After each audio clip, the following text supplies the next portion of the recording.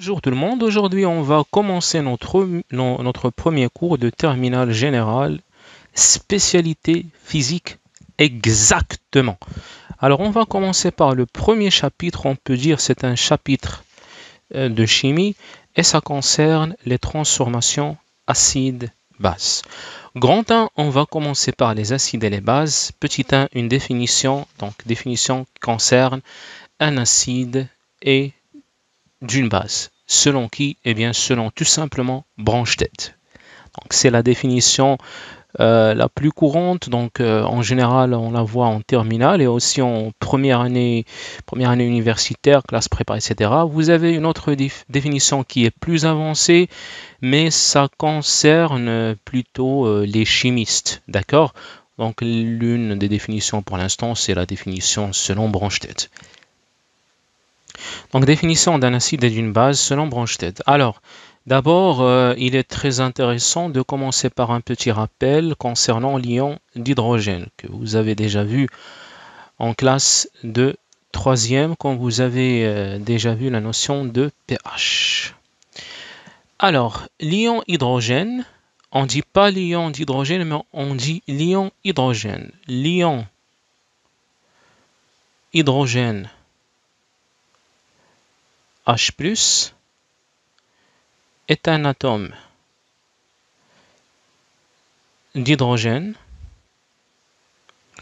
ou on peut dire, on peut dire est un atome d'hydrogène qui a, mais c'est pas en soi, c'est pas un atome parce qu'un atome est neutre, est un atome d'hydrogène qui a perdu son électron. Pourquoi je dis son électron? Parce qu'un atome d'hydrogène ne possède qu'un seul électron. Il a un seul nucléon. Donc, vous savez qu'un nucléon peut être un proton ou un neutron. Alors, ce seul nucléon, afin de garantir la neutralité électrique, ce seul nucléon ne doit être qu'un proton chargé positivement afin de garantir la neutralité électrique. Donc, c'est ce que je vais vous dessiner. Je vais vous dessiner ce proton qui se trouve au centre et un seul électron qui gravite autour. Alors ça, c'est notre proton qui est chargé positivement.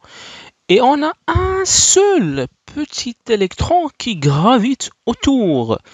Alors ça, c'est la trajectoire de notre électron.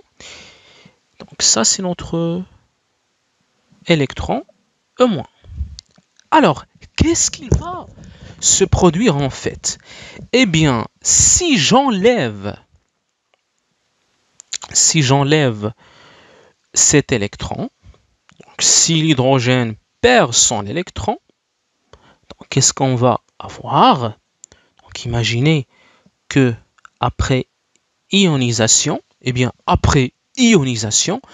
la seule chose qu'on va avoir, c'est ce proton qui est chargé positivement. Alors après ionisation, je vais avoir ce proton. Donc ce proton est obtenu en ionisant un atome d'hydrogène. Donc on obtient un ion hydrogène. Cet ion hydrogène, on peut aussi l'appeler un proton H+. C'est pour cette raison qu'en chimie, si vous avez H+, vous pouvez l'appeler proton H+. D'accord? Donc ça, c'est ce qu'on va appeler un proton H+. Et on peut dire que l'acteur principal ici qu'on a, l'acteur principal, en fait, c'est ce proton H+. Donc, dans notre définition qu'on va avoir ici, on va parler de ce proton H+. D'accord? Donc, c'est une question d'échange entre protons H+. Alors, qu'est-ce qu'on va écrire? Donc, ça, c'est une définition d'un acide selon Bronsted. Eh bien, un acide, il est capable de donner, il est généreux, il aime donner les protons H+. Donc, c'est ce qu'on va écrire dans notre définition, tout simplement. Donc, on va dire un acide est une espèce,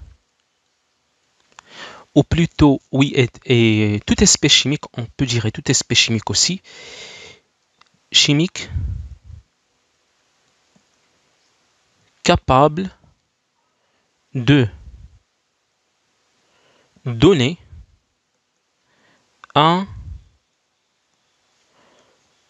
ou plusieurs protons H+.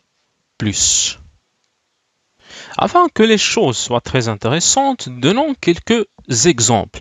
Un exemple que vous devez savoir, que vous devriez savoir, c'est tout simplement l'exemple de l'ion oxonium qu'on note H3O+. Eh bien, l'ion oxonium que vous devriez savoir. Donc, l'ion oxonium H3O+. Donc, ça, c'est un acide. Vous avez aussi toute la famille des acides carboxyliques qui est aussi... Bon, ça s'appelle les acides carboxyliques parce que ce sont des acides.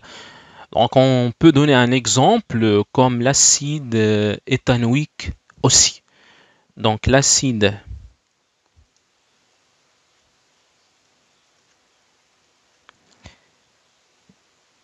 éthanoïque, qui est tout simplement CH3,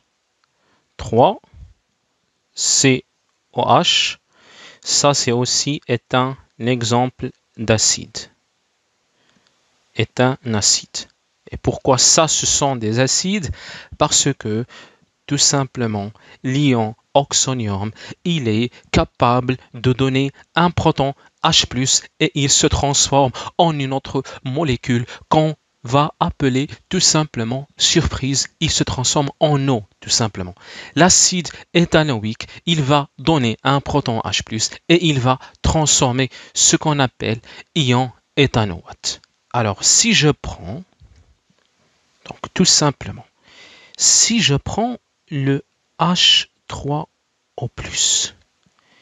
eh bien, il va libérer un proton H+, et le résultat, c'est H2O. Donc, quand il va libérer ce H+, vous voyez bien d'abord, on va avoir un manque. Donc, un hydrogène va être retranché ici pour avoir H2O, mais il ne faut pas oublier que ici, il va te donner H+, et il va laisser derrière lui un électron. Et ici, puisque j'avais déjà H3O+, il va y avoir une neutralité. Donc, je vais obtenir H2O. Alors, en ce qui concerne le CH3, COH, eh bien, ce qu'il va se produire, eh bien, il va vous donner, il va libérer un H+, et il va vous donner donc d'abord, donc regardez, c'est simple. Je vais retrancher ce H qui est là, d'accord? Donc COH. Donc je retranche le H. Mais puisque j'ai H+, et l'atome ici, il est neutre, alors je vais avoir une charge négative ici.